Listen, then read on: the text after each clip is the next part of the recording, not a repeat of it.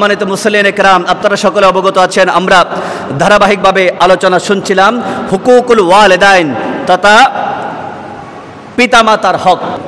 পিতামাতার হক আল্লাহ সুবহানাহু ওয়া তাআলা পবিত্র কুরআনুল কারীমের মধ্যে বলছেন, বিসমিল্লাহির রহমানির রহিম, ওয়াবুদুল্লাহা ওয়ালা তুশরিকু বিহি শাইয়ান ওয়াবিল ওয়ালিদাইনি ইহসানা। মুহাব্বতের আওয়াজে পড়ি আলহামদুলিল্লাহ।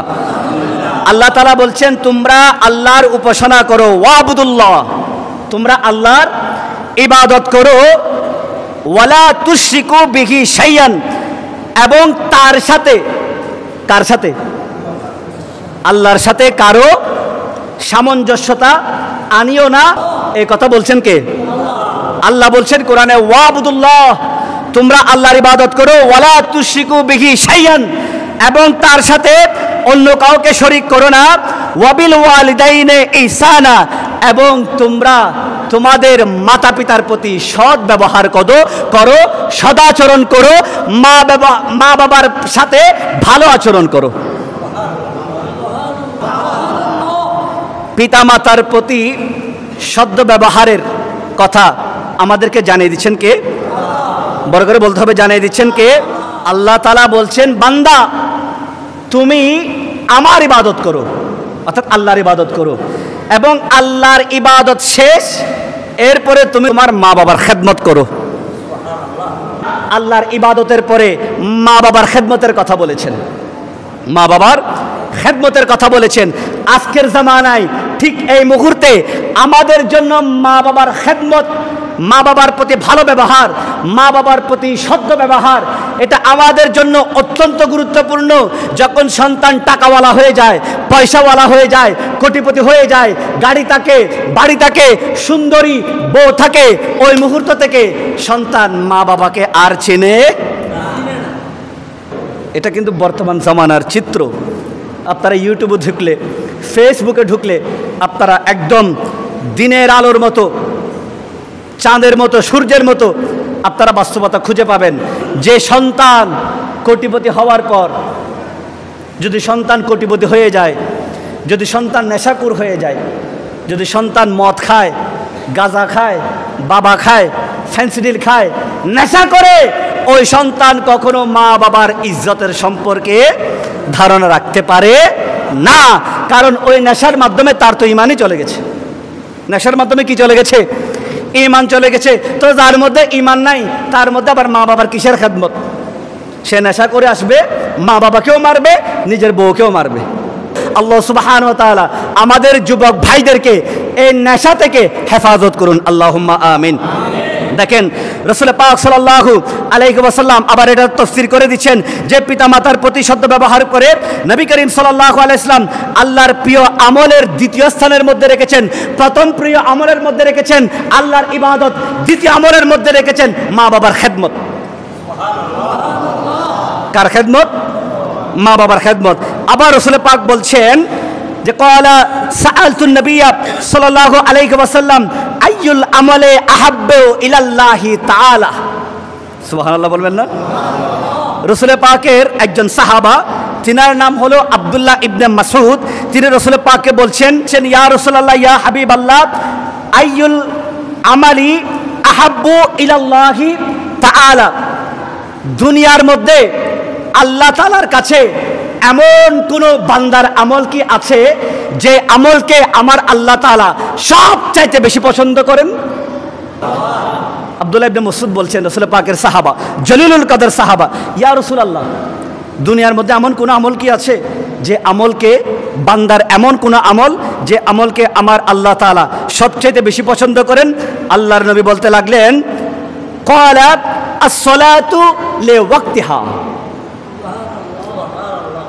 রাসূল পাক সাল্লাল্লাহু আলাইহি ওয়াসাল্লাম বলছেন, হ্যাঁ আব্দুল্লাহ ইবনে মাসউদ, আমার আল্লাহর কাছে দুনিয়ার মধ্যে বান্দার সবচাইতে পছন্দনীয় আমল হলো যে নামাজের ওয়াক্ত হয়ে যাবে, বান্দা সময় মোতাবেক নামাজের জন্য নামাজের মুসাল্লার মধ্যে দাঁড়িয়ে যাবে।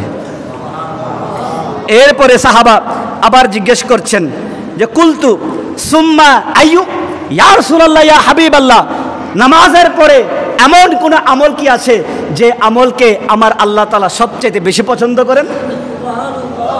আমার নবী মুহাম্মদ রাসূলুল্লাহ সাল্লাল্লাহু আলাইহি ওয়াসাল্লাম বলছেন ক্বালা বিররুল ওয়ালিদাইন। হ্যাঁ, আব্দুল্লাহ ইবনে মাসউদ, নামাজের পরে আরেকটা আমলকে আমার আল্লাহ তাআলা সবচেয়ে বেশি পছন্দ করেন, সেটা হলো বিররুল ওয়ালিদাইন, পিতামাতার প্রতি সদ্য ব্যবহার করা, পিতামাতার প্রতি ভালো আচরণ করা। তাহলে কোরআনও বলছে বান্দা ইবাদতের পরে মা বাবার খেদমত করো, হাদিসও বলছে উম্মত ইবাদতের পরে মা বাবার খেদমত করো। সুবহানাল্লাহ। বনি ইসরাইলের যুগে, এটা রাসূল পাক সাল্লাল্লাহু আলাইহি ওয়াসাল্লাম বলছেন, বুখারী এবং মুসলিম শরীফের বর্ণনা, বুখারী এবং মুসলিম শরীফের বর্ণনা, যে রাসূল পাক সাল্লাল্লাহু আলাইহি ওয়াসাল্লাম মসজিদে নববীর মিম্বরে বসে আছেন, তিনি হঠাৎ করে বলতে লাগলেন, ও আমার সাহাবা, বনি ইসরায়েলের যুগে 3 জন আল্লাহওয়ালা ছিল। সুবহানাল্লাহ। কয়জন? বড় করে বলেন, কয়জন? 3 জন আল্লাহওয়ালা ছিল। তারা 3 জন বন্ধু ছিল নিজেদের মধ্যে, এবং তারা আল্লাহর বন্ধু ছিল। তারা একজন আরেকজনকে আল্লাহর ওয়াস্তে ভালোবাসতো, শুধুমাত্র আল্লাহকে খুশি করার জন্য। তো তারা একদিন সফরের মধ্যে বের হয়েছে, কোথাও যাবে, সফরের মধ্যে বের হয়েছে কোথাও যাওয়ার জন্য। তো তারা হঠাৎ পাহাড়ের পাশ দিয়ে যেতে যেতে, পাহাড়ি এলাকার মধ্যে বৃষ্টি বেশি হয়, শীতের দিনেও পাহাড়ি এলাকায় কি হয়? বৃষ্টি হয়। এখন হঠাৎ করে বৃষ্টি শুরু হয়ে গেল, ঝড় বাতাস। তারা পাহাড়ের এক সাইডে গিয়ে পাহাড়ের রাস্তা ধরে হাঁটছে, বৃষ্টি বেশি হওয়ার কারণে, ঝড়ো হওয়ার কারণে তারা একটা গুহার মধ্যে ঢুকে গিয়েছে, একটা গুহার মধ্যে ঢুকে গিয়েছে। গুহার মধ্যে ঢুকতে দেরি হঠাৎ করে বিশাল একটা পাথর এসে ওই গুহার মুখকে বন্ধ করে দিয়েছে। আল্লাহু আকবার বলেন। ওই গুহার মুখকে কি করে দিয়েছে? বন্ধ করে দিয়েছে। 3 জন আল্লাহওয়ালা বান্দা পেরেশানির মধ্যে পড়ে গেছে। একজন বলতে লাগলো, ও আমার বন্ধুরা, গুহার মুখ তো বন্ধ হয়ে গেছে, এখান থেকে তো আমরা আর বাহির হতে পারবো না। তোমরা সকলে নিজেদের মধ্যে এমন কোনো ভালো আমলকে উসিলা করে আল্লাহর দরবারে দোয়া করো, যাতে গুহার এই পাথরের মুখ কিছুটা হলে সরে যায়, যাতে আমরা নিঃশ্বাস নিতে পারি, যাতে আমরা নিঃশ্বাস নিতে পারি। ওই আল্লাহর ওলিরা, আল্লাহর 3 জন বান্দা আল্লাহর দরবারে একজন হাত তুলে বলতে লাগলেন, আয় আল্লাহ, আমার মা বাবা যখন জীবিত ছিল, কিন্তু আমি বের হয়ে গেলাম, গরু নিয়ে, মোষ নিয়ে, ছাগল নিয়ে বের হয়ে গেলাম এগুলাকে চড়ানোর জন্য। একদিন আমার সন্ধ্যা হয়ে গেল, সন্ধ্যা পার হয়ে এশার ওয়াক্ত হয়ে গেল। এশার হওয়ার পরে আমার মা বাবা ঘুমিয়ে গেল। মা বাবা যখন ঘুমিয়ে গেল, আমি প্রত্যেক দিন দুধ দহন করে আমি আমার মা বাবাকে খাওয়াই। মা বাবা না খাওয়া পর্যন্ত আমার সন্তানদেরকে খাওয়াই না। আমি আমার মা বাবাকে দুধ না খেয়ে আমি আমার সন্তানদেরকে খাওয়াইতাম না, প্রত্যেক দিনের রুটিন। কিন্তু একদিন গরু মোষ চড়াতে চড়াতে আমি অনেক দূরে চলে গেলাম। আস্তে আস্তে এশার পার হয়ে গেল, আমার মা বাবা নামাজ পড়ে ঘুমিয়ে পড়েছে, আমি দুধ খাওয়াইতে পারি নাই।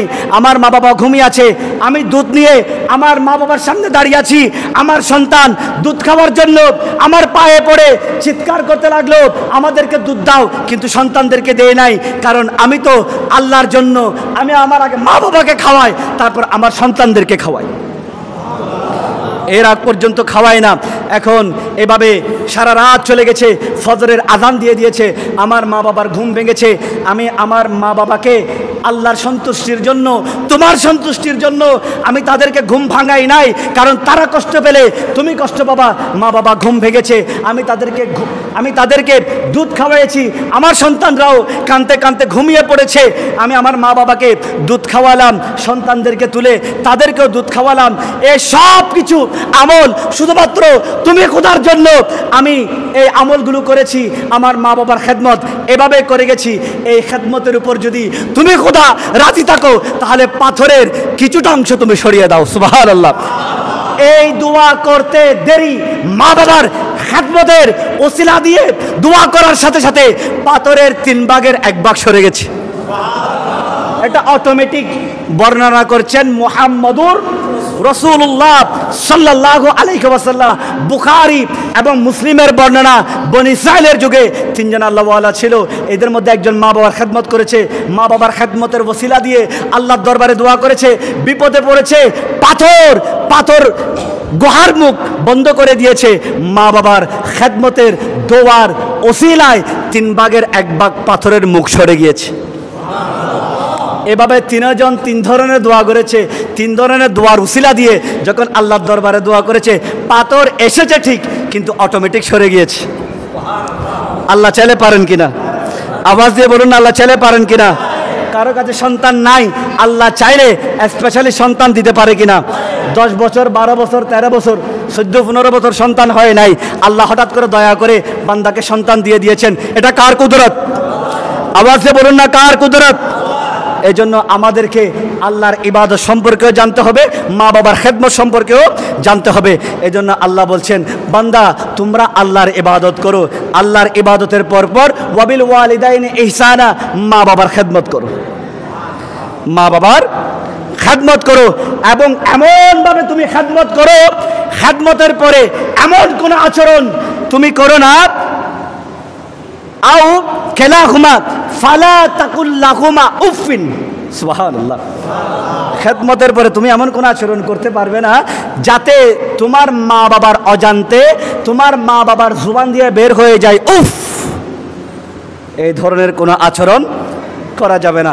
আল্লাহ সুবহানাহু ওয়া তাআলা যে সামান্য অল্প কথা আমরা শুনেছি মা বাবার ব্যাপারে, মা বাবার খেদমতের ব্যাপারে, আল্লাহ তাআলার ইবাদতের ব্যাপারে, এই বিষয়ে আল্লাহ তাআলা আমাদেরকে যত্নবান হওয়ার, খেয়াল করার, আমল করার আল্লাহ তাআলা তৌফিক দান করুন। আল্লাহুম্মা আমিন।